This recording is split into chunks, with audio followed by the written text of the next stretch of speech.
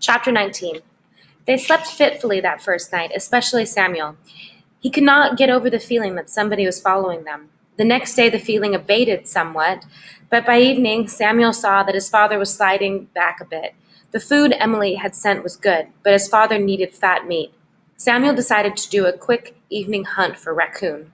One shot, hopefully away to the west, was all he would allow himself. With luck, nobody would hear it. They were walking southwest in marshy country, perfect for coon, and he saw tracks all over the place. He left the group resting and moved to the west an eighth of a mile.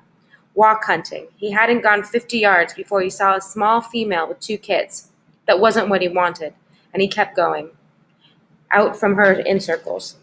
Within 20 minutes, he came on what he was looking for, a large boar coon halfway up a tall oak, sitting on a side branch.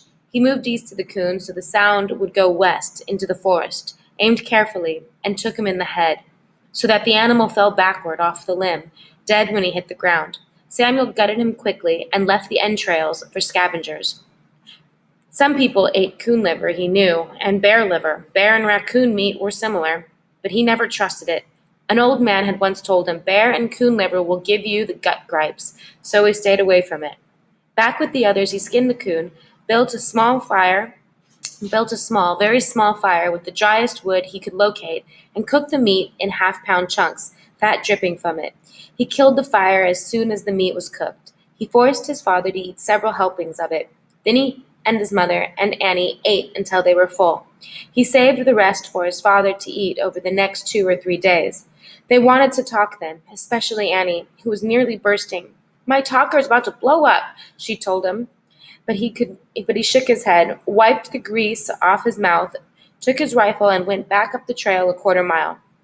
He sat in a small stand of hazel brush next to the trail, dozing all night, watching. The sound of the gunshot worried him immensely, as did the smell of smoke from the fire. Even a soft breeze could carry the odor of smoke for miles. But he needn't have worried. Nobody came along, and he went back to the family at dawn and awakened them. After letting them tend to themselves in the wood, since there was no privies, he started moving, again, in silence.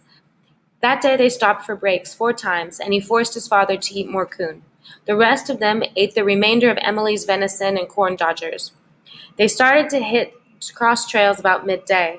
There was still good forest all around them, and they walked in a beautiful green tunnel, although the trail seemed to get more beaten down as they moved southwest. Now and again, they came to cross trails that ran east-west, then they went west.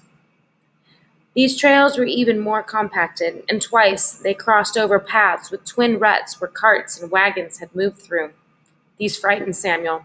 They were so wide and exposed that he was especially cautious in the way he let his family cross them. He stood and waited for 10, 20, 30 beats listening, then sent one person across at a run, waiting and listening for another long stretch before sending the next person, and the next, and then finally himself, which made it all the more difficult to believe when, after all that care, he got caught. On day 4, even at a slow pace, Samuel thought they had made close to 15 miles a day. They came into an area that seemed slightly more civilized. Forest still, but here and there a farm off to the east. They had to bear west to avoid the larger, cleared areas. The cross trails were becoming more substantial as well, double-rutted roads appearing fairly often, and now and then proper roads, well-traveled, hand-graded and planked over the muddy spots. They came on such a road near the end of the 4th day. It was sunny, although nearly evening, and they had relaxed, knowing they would soon stop for the night. Samuel came around a tight turn in the trail and stepped out onto the real road without thinking. He was 2 feet away from the rear end of a British cavalry horse. Samuel froze.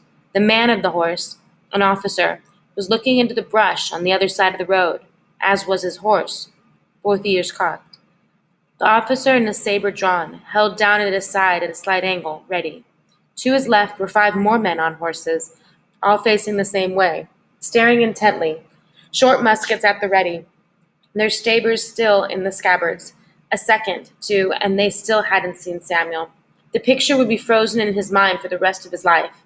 A split second, when everything was still, sane, controlled. Nobody hurt, nobody dead, all sitting on their horses, all staring at the other side of the road, all alive, and then chaos. One man, young with rosy cheeks, caught sight of Samuel and turned. His mouth opened. He called, started to aim his musket at Samuel at the same instant that Samuel raised his rifle, cocking the hammer. But before he could shoot, or the other could shoot, the officer wheeled his horse, which knocked Samuel away and chopped his saber down at Samuel just as Samuel pulled the trigger on his rifle, aiming up at the officer. The ball taking the man just beneath the chin, killing him instantly, as the saber barely caught the edge of Samuel's shoulder. Samuel fell back to see his father coming out of the woods to help him. "No," he said, as the other soldiers swung their muskets around, when, like thunder, like the very voice of God of war gone mad, the other side of the road erupted in a shattering roar of flame and smoke. The men on the horses were blown off their mounts into the brush, dead by rebel fire. Two horses were hit, screaming, staggering back into the brush. Samuel leaned back on his father's arm and, without thinking, reloaded. The rebels reloaded, followed the redcoats off the road where they had fled, and killed the wounded horses. Then silence, as about 15 men came out of the brush and checked the British dead for papers. Samuel tried not to look at the officer he had killed. As with the Indian, it had happened by reflex, so quick and final. The death bothered him, but when he thought of that saber coming down at him, he knew there had been no choice. A soldier in a blue Continental uniform came up to him. "I'm Sergeant Whitby. We're from the 13th Foot, out of Philadelphia, and you?" Samuel pointed with a vague wave to his rear, where Mother and Annie came out of the bush to stand by Father. Samuel couldn't talk. He kept staring at the dead officer whose hat had come off.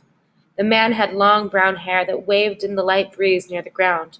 "It's like he's still alive," Samuel thought. "Like that part of him is still not dead somehow. Maybe I didn't really—" Samuel's father cleared his throat. "We're refugees. We're trying to get to Philadelphia in safety. My wife and I were prisoners in New York, and my son, Samuel, rescued us. This is our daughter, Annie. May we walk with you?" "Sir, we can do better than that." Sergeant Whitby turned to his troop. "Peters, Donaldson, gather up those 4 horses. Put this man and his wife and little girl on 3 horses and all the rest of the equipment, muskets and sabers on the other. The rest of you get these bodies off the road." He turned back to Samuel's father. We were sent to set up an ambush and take a prisoner or two to find out the situation in New York. Since you came from there, I'm going to consider the mission accomplished. You tell us what you know, and there's no reason you can't ride in comfort." He turned to Samuel, smiled, and said, "I take it you have no objections to walking?" Samuel shook his head, then watched the soldiers drag the officer's body back into the brush with the rest, load the horses, and start back down the road toward Philadelphia, toward safety. But Samuel hung back, leaning on his rifle, watching them until they were out of sight around a bend. It was over now, he knew.